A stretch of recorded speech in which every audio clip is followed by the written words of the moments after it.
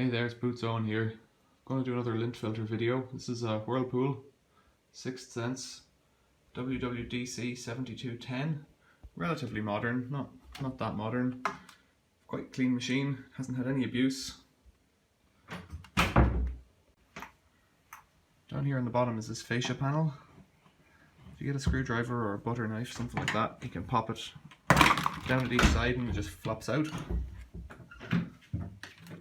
You set that aside. Down here is the filter, and there's no hose on this one, so you've got to just open it and hope for the best.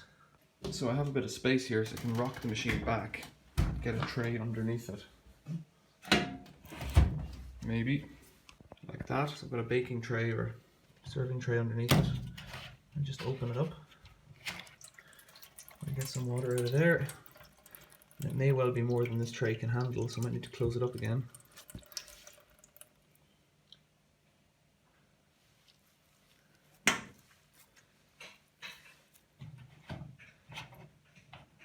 Although maybe not.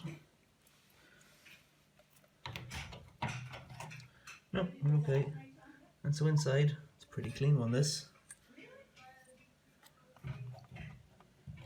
I can feel the impeller blade's clear, and if you feel into the side, everything's clear. So this is a machine that has had very little use. Quite a clean filter, almost spotless. Just tighten it up when you're finished. It has a backstop so it doesn't go too tight, and then just put the fascia panel back on.